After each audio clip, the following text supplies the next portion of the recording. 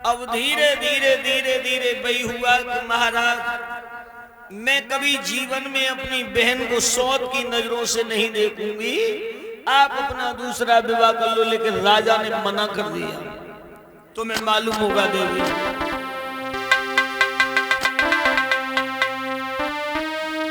अरे सौती चूनगी पूरी जहर की छुरी मान मेरी प्यारी,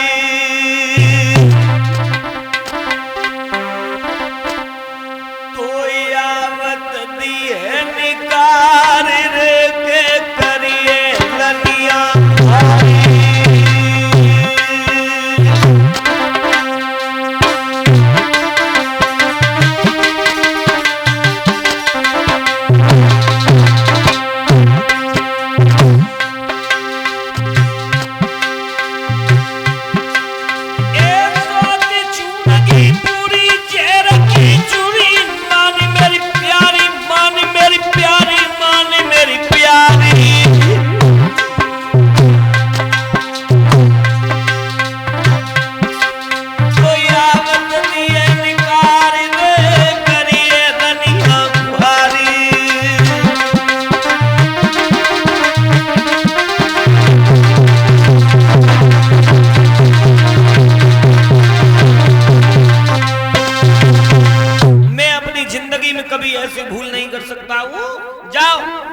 जीवन में अपना दूसरा विवाह नहीं कर सकता हूं। माताओं बहनों, मैया समझ गई कि मेरे पिया मेरे कहने से अपना दूसरा विवाह नहीं करेंगे, तो मुझे पूर्ण भरोसा है कि मेरे मंत्री की बात को कभी जीवन में नहीं डालेंगे।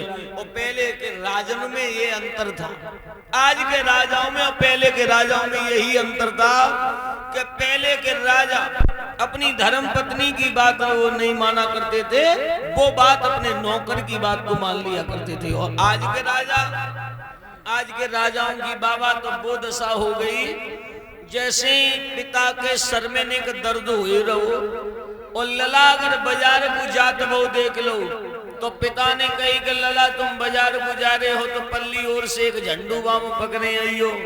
तो लला तो तैयार हो गए, कल से आए गई जिनने कब वो स्कूल की दीवार ना देखी हो, वे कल से आ गई उनको कछूना है।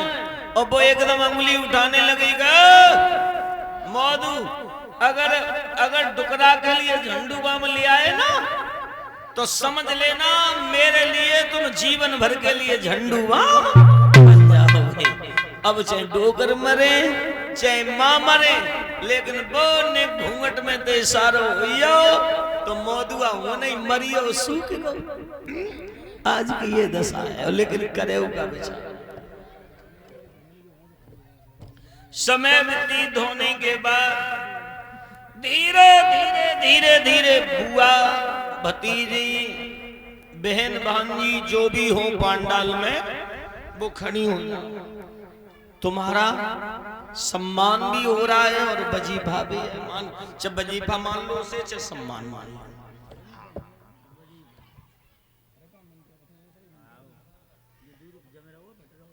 माता बहनों भाई बंधुओं बुजुर्गों, समय व्यतीत होने के बाद वही हुआ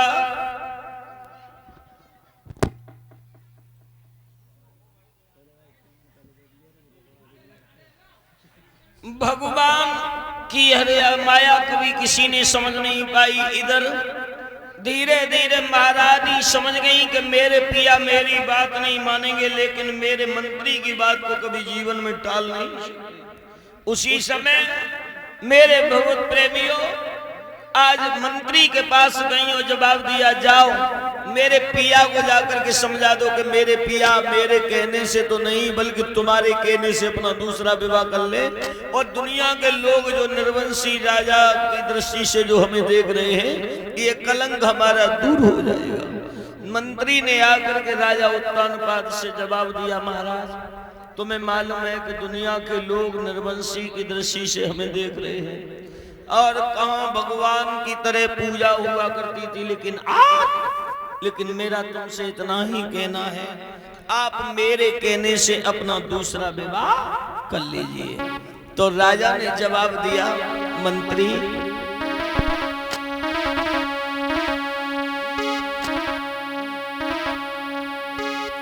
मेरी बात ये समझ में नहीं आई। अरे सुनी मंत्री के वचन और ख्याल जब राजानी कियो,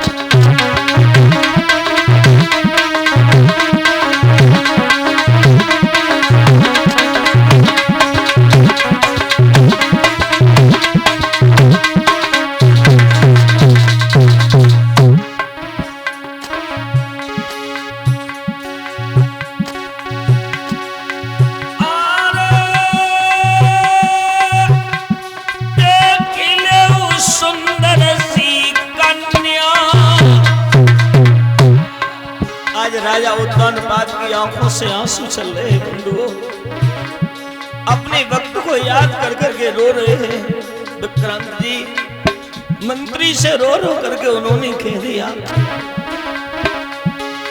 अरे देख ले वो सुंदर सी कन्या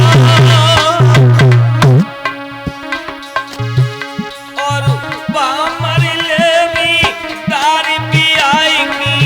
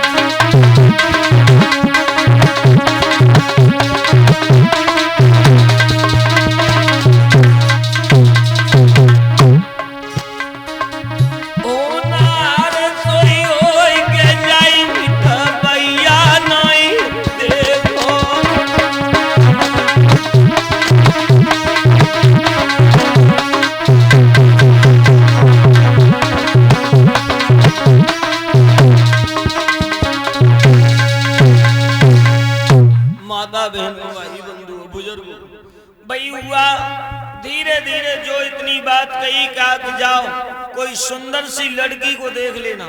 अब सुंदर का मतलब ये नहीं है कि तुम उसकी काया को सुंदर देख लो, बाकी गुण सुंदर हो तो बस उसी के साथ में मेरा विवाह करवा दिया। जब देखा गया तो बड़ी सुंदर, जिनका नाम था मेरे भगवत प्रेमियों सुरुचि।